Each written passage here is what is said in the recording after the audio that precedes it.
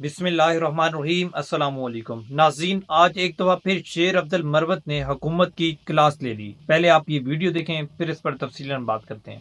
कोई 1,000 से ज़्यादा वर्कर्स के केसेस जो हैं वो ATC 1 में लगे हुए हैं और ज़ुल्म की हद ये कर देते हैं कि एक केस में जो वर्कर एक थाने में मिसाल के तौर पे संजानी थाने के FIR में गिरफ्तार हैं तो उसी रोज़ उनको सुंबल थाने के FIR में मुलव्वस करने के लिए दरख्वास्त दे देते हैं अदालत को कि जी अब वहाँ पे इनकी शनाख्त परेड करानी है।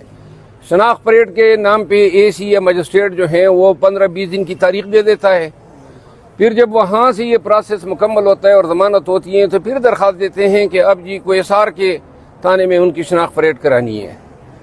तो यही काम इन्होंने रेस्क्यू 1122 के एहलकारों के साथ किया। अपनी गाड़ी पे पुलिस ने गोलियां मार दी और कहा जी कि ये भागना चाहते थे। सरकारी मुलाजिमीन हैं और आए थे फर्स्ट एड देने के लिए ज़ख्मियों को, ये कहाँ भागते? अक्ल मानती है ये कि ये पुलिस पे हमलावर होते और फिर पुलिस जो है हमेशा मोजज़ाना तौर पे बच जाती है। गाड़ी को गोलियां लग गई। तो लिहाजा इस्लामाबाद पुलिस की ये जो करतूत हैं, ये जो हथकंडे हैं, ये इंसानियत के ख़िलाफ़ हैं और ये लोग छूट तो जाएंगे लेकिन जो तजलील हो रही है ये 2-2, 3-3 माह अपने बच्चों से दूर। 1122 के जो अलकार हैं वो बेचारे अभी तक अपने वर्दियों में हैं। तो हवालातों में एक थाने से दूसरे थाने इनके साथ क्या कुछ न हुआ होगा। फिर हमारे MPs जो हैं जिनकी बेलें हो गई उनको भी फिर नए मुकदमे में मुलव्वस कर दिया, अनवर ज़ैब खान को, मलक लियाकत को और दीगरान को। ये सब आप देख रहे हैं ममलकत खुदादाद पाकिस्तान में हो रहा है। आईनी तरमीम के बाद हमारे मायनाज कबूतरबाज तो चले गए इंग्लैंड और जब काजी फ़ाइज़ ईसा चीफ जस्टिस बने तो वो तशरीफ़ ले आए। ये इत्तेफाक नहीं हो सकता है। और जो ही फ़ाइज़ ईसा साहब जो हैं उसका बोरिया बिस्तर गोल हुआ तो हज़रत भी फ़ाइज़ ईसा के साथ ही रवाना हो गए। इसका मतलब ये है कि नवाज़ शरीफ का मौजूदा अब अदालती निज़ाम पे एतमाद नहीं रहा, जो एतमाद उनका काजी फ़ाइज़ ईसा की सुप्रीम कोर्ट पे था।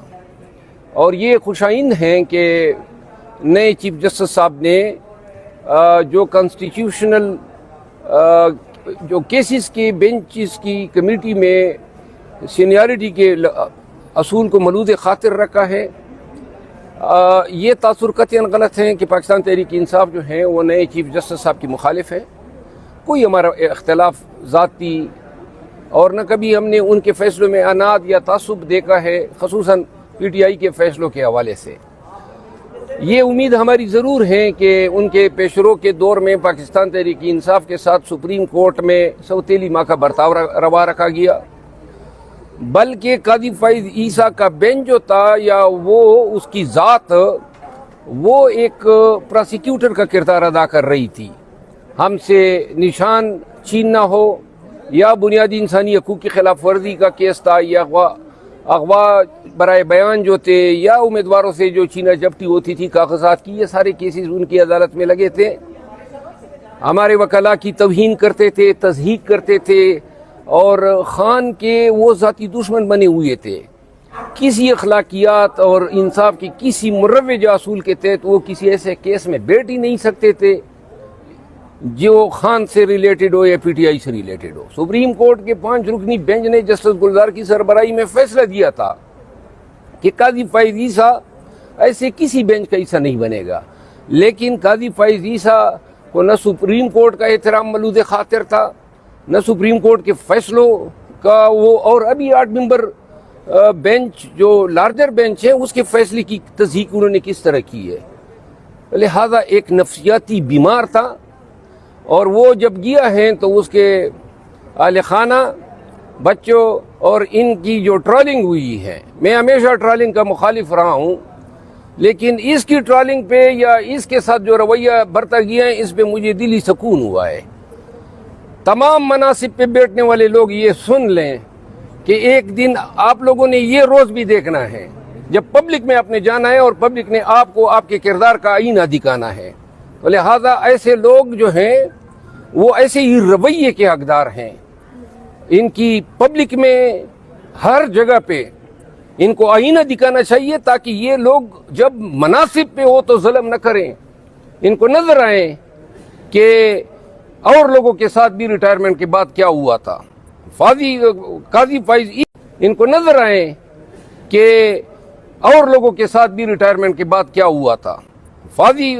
قاضی فائز عیسیٰ کے میں نے پی ایم ایل این کیا تھا، تارڑ صاحب کے خلاف کچھ لوگوں نے اس کی ٹرولنگ کی تھی، میں نے اس کی مذمت کی تھی، لیکن قاضی فائز عیسیٰ وہ شخص جو منصب کے منصب پہ براجمان تھا، اور اس نے جو انصاف کا ریپ کیا جس انداز میں اس نے بنیادی حقوق، انسانی حقوق اور پاکستان کی عدالتی تاریخ پہ جو اس نے تازیانے جو ہیں لگائے ہیں، جو سپریم کورٹ کی طاقت کو توڑا ہے، سپریم کورٹ کو انتظامیہ کا باجگزار بنانے کی کوشش کی ہے، اس کے یہ تمام سیاہ کرتوت جو ہیں وہ اس کا حقدار بناتی ہے کہ یہ جدھر بھی جائیں اور عوام پاکستان کا ان کا سامنا ہو تو اس کے منہ پہ کالک ملی جائے۔ اچھا مروت صاحب، نواز شریف چلے گئے ہیں، قاضی چلے گئے ہیں، اب عمران خان کب تک باہر آ جائیں گے؟ کیا توقعات ہیں آپ کو؟ نواز شریف تو گیا نہیں ہے، وہ تو میرے خیال میں کوئی ٹورنامنٹ ہے کبوتر بازی کا، اس میں شرکت کے لیے گئے ہیں۔ ابھی بھی نظام جو ہے وہ نواز شریف کی زبان کے تابع ہیں۔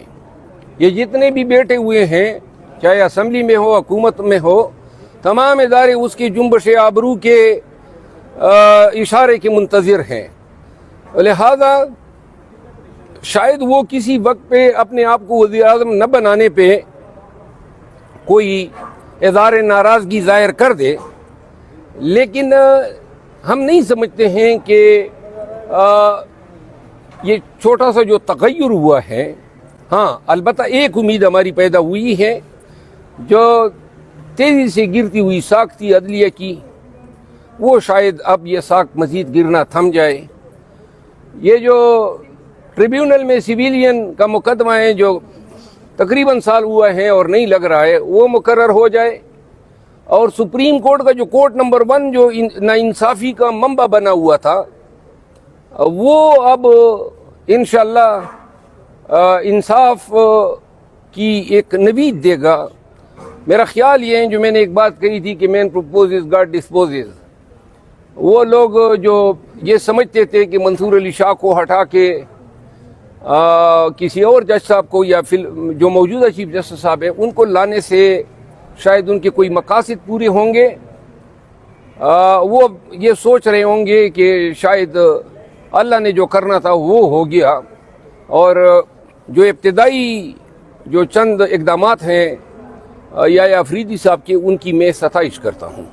مروت صاحب یہ بتائیے گا کہ یہ جو اکتوبر کا آخری اجرا چل رہا ہے، اس میں پاکستان تحریک انصاف کو کچھ ریلیف بظاہر ملا ہے، یہ تاثر دیا جا رہا ہے کہ ڈیل ہوئی ہے یا پھر ڈھیل جو ہے وہ اس وقت اسٹیبلشمنٹ کی طرف سے دکھائی جا رہی ہے، تو اس حوالے سے کیا کہنا چاہیے؟ نہیں، آپ لوگ یہ دیکھیں، یہ سوال میڈیا پہ بہت سارے حضرات کر رہے ہیں، تو جو ہمیں ریلیف ملا ہے، بشرا بی بی کی رہائی ہوئی ہے، تو بشرا بی بی کی گرفتاری کس چیز میں تھی یہ بھی تو آپ دیکھیں نا۔ علیمہ خانم کی اور عظمیٰ خانم کی رہائی ہوئی ہے، تو آپ نے دیکھا تھا جب ان کو گرفتار کر رہے تھے، نہتے کھڑے تھے، بائی کے لیے نکلے تھے، تو ان کو رہا نہیں ہونا تھا۔ کون سے ان کے پاس جو ہے مشین گنیں تھی، اسلحہ تھا، کوئی کیا دہشت گردی ان بیچاریوں نے کی تھی؟ تو لہذا ایسے لوگ، ہم بھی تو گرفتار ہوئے نا، یہاں پارلیمان کے سامنے 8 دن ہم نے گزارے اور رہا ہو گئے، تو وہ کوئی ڈیل کا نتیجہ تھا۔ عدالتیں گرچہ کمزور ہو چکی ہیں، لیکن اتنی بھی کمزور نہیں ہیں کہ جو انسانیت سسک رہی ہے، تڑپ رہی ہے، اس پہ اتنا بھی ترس نہ کھائیں۔ 27ویں ترمیم حکومت لے کے آنے کا ارادہ رکھ رہی ہے، تو تحریک انصاف کے مزید لوگ بک سکتے ہیں جو نہیں بکے تھے پچھلی ترمیم میں، یعنی بیک ورڈ پہ حکومت سے رابطے میں تھے اور منظر پہ نہیں آئے تھے؟ بکنے کا تو ہمارے ہاں رواج ہے پاکستان میں، اور جو پہلے بک گئے تو بعد میں نہ بکنے کے حوالے سے کون یقین دہانی آپ کو دلا سکتا ہے؟